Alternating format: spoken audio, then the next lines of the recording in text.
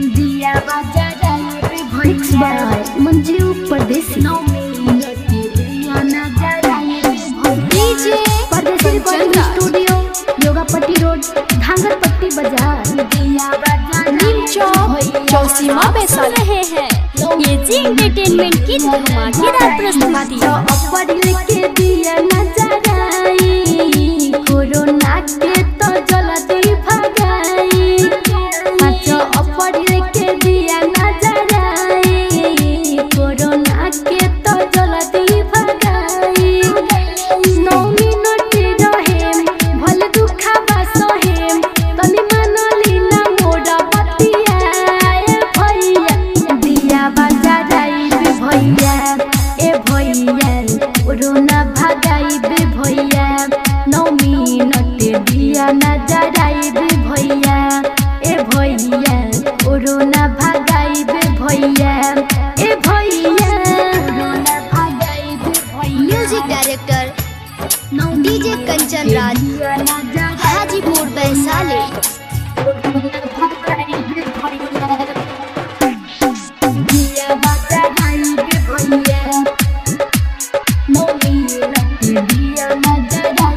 भैया हाँ हाँ दुनिया में पूरा मतल बाटे सोरहो दिया ना जरा के करी लोग जोरहो हिम्मत लाई कोरोना भगाई कोहेनी हम हाथ जोड़ हो कोहेनी हम हाथ जोड़ घर से नहीं बहरी आई लॉकडाउन के फड़ जनी भाई घर से नहीं बहरी आई लॉकडाउन के फड़ जनी भाई 9 मिनट रहेम भले दुखावा सहेम तनी मानली ना मोरा बतिया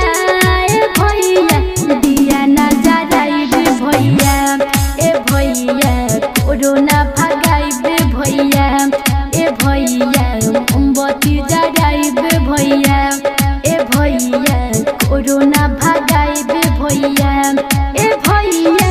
कोरोना भगाई बे भैया music director DJ Kanchan Raj Hajipur आप वैशाली। सुन रहे हैं ये जी एंटरटेनमेंट की धमाकेदार प्रस्तुति। दिया बाजा जाए भैया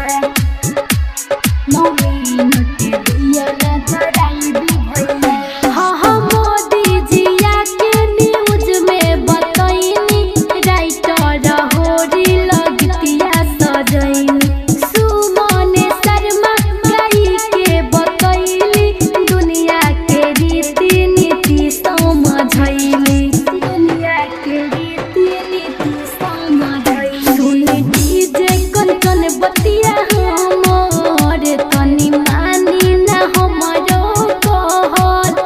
सुनी डीजे कंचन बतिया हमर तनी मानी ना हमरो कहल 9 मिनट रहेम भले दुखावा सहेम तनी मानली ना मोरा बतिया ए भैया दिया बाजा जाई बे भैया ए भैया